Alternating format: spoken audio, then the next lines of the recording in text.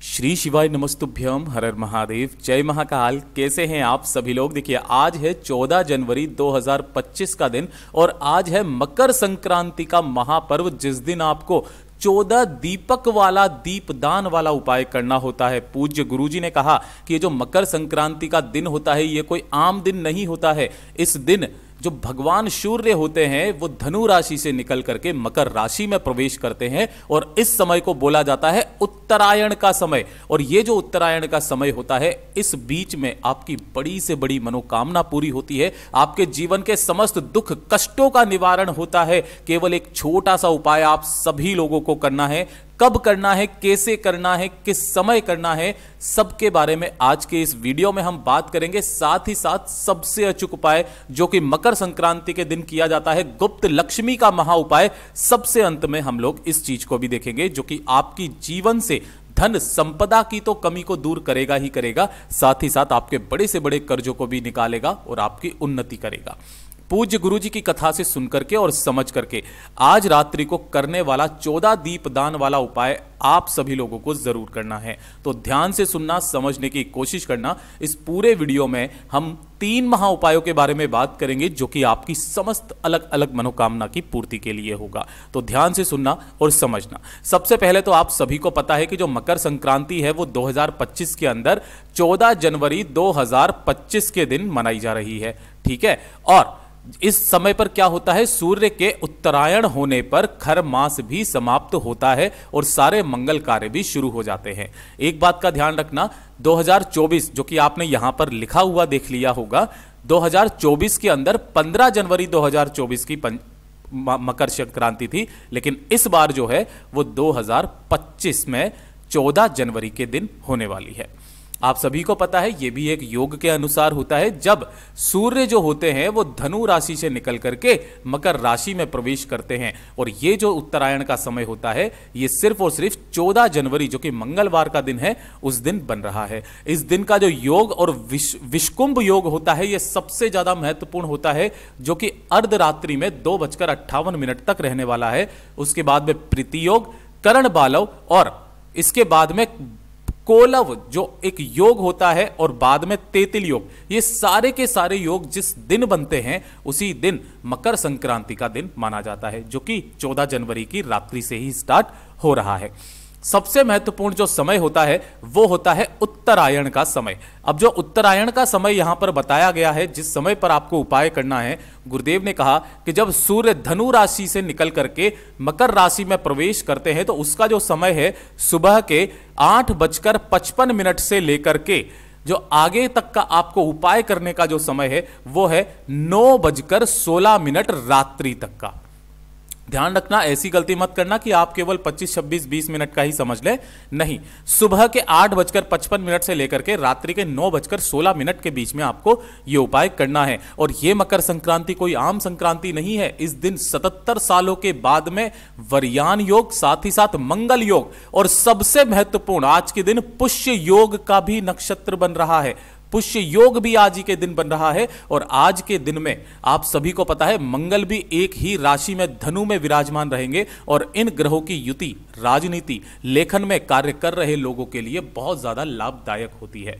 अगर हम लोग पुष्य नक्षत्र के समय के बारे में बात करें तो 14 जनवरी के दिन सुबह के 10:57 से लेकर के स्टार्ट हो रहा है, जो कि जनवरी 15 को सुबह के 10:28 तक रहने वाला है। लगभग 24 घंटे तक रहने वाला है।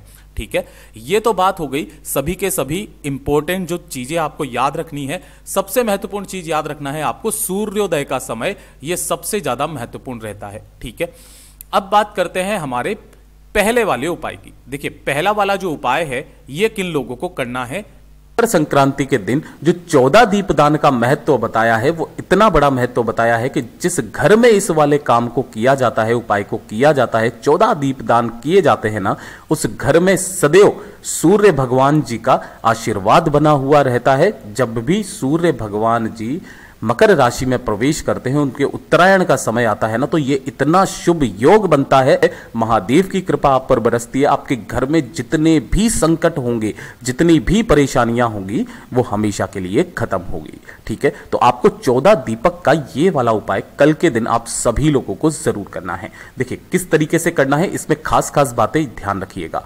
आपको इस तरीके से 14 दीपक लेने हैं।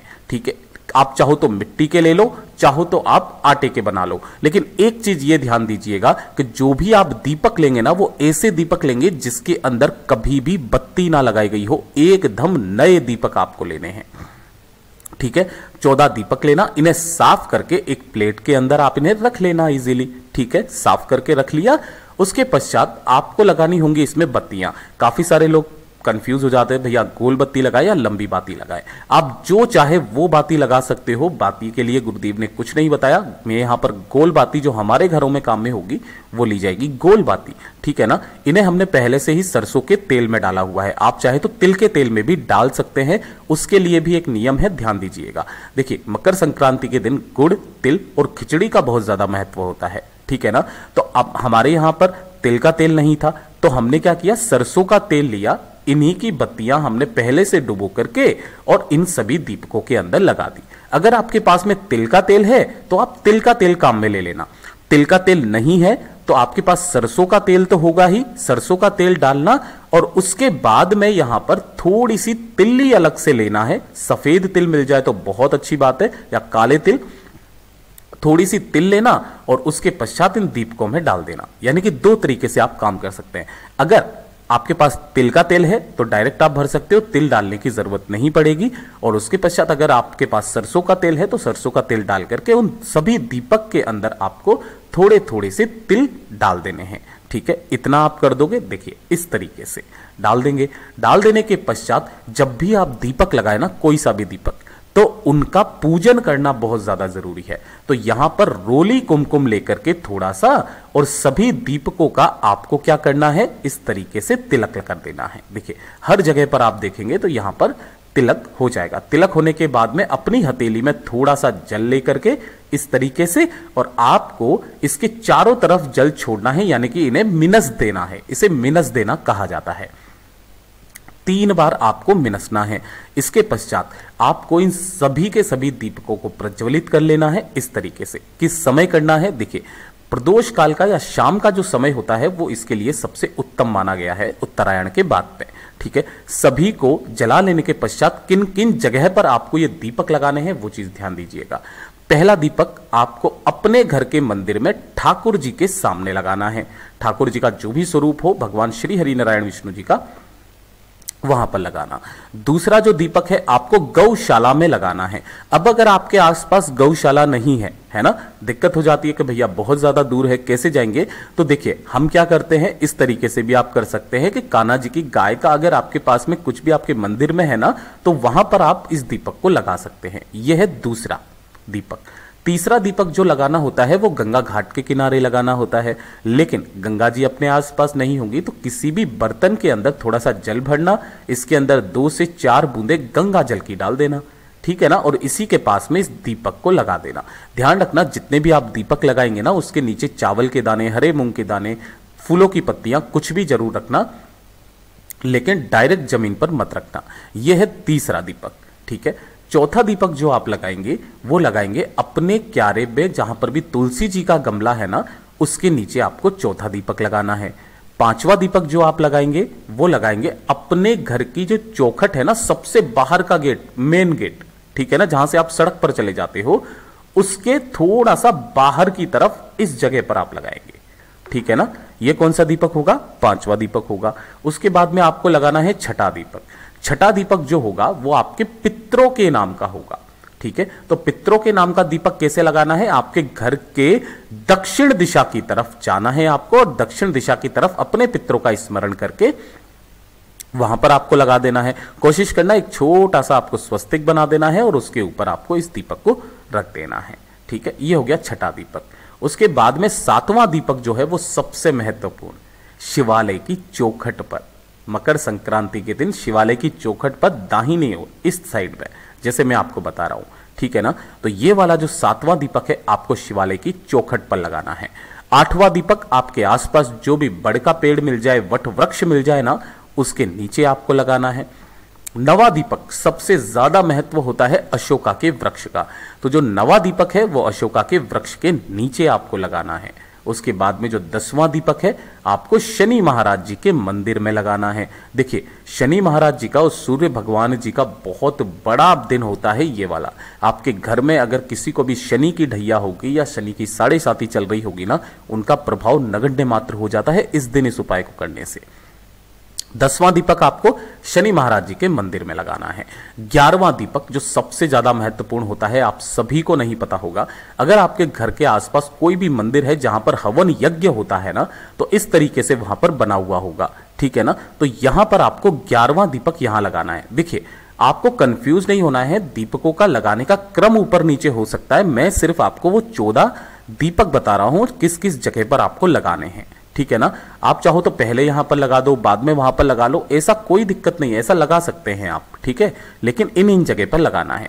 12वें नंबर का दीपक जो आपको लगाना है वो लगाना है केले के वृक्ष के नीचे, ठीक है, क्योंकि इसके नीचे भगवान श्री हरि नारायण विष्णु जी का वास होता है।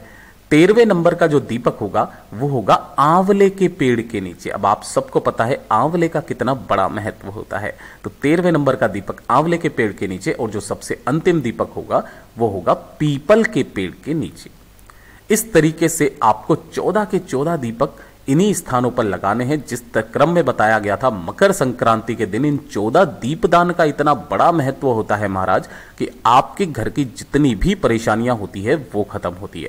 साथ ही साथ पूज्य गुरुजी ने एक बहुत ही अद्भुत सा उपाय बताया था कि अगर आपका कोई कार्य है जो काफी समय से अटक रहा है, यानी कि किसी भी कार्य की सिद्धि के लिए और मनोकामना पूर्ति के लिए इस वाले उपाय को किया जाता है, ठीक है। किस दिन किया जाता है? मकर संक्रांति के दिन।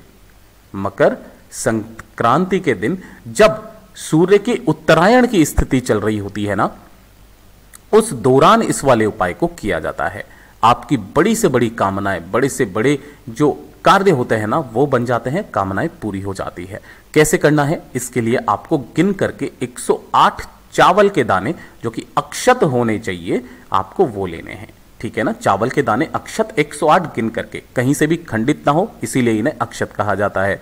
उसके बाद में आपको लेना होगा चंदन। अब गुरुदेव ने ये नहीं बताया आपको कौन सा चंदन लेना है। लाल मिल जाए लाल ले लेना, पीला मिल जाए पीला ले लेना, सफेद मिल जाए सफेद ले लेना। जो चंदन मिल जाए वो चंदन आप ले लेना, थोड़ा सा, चुटकी भर।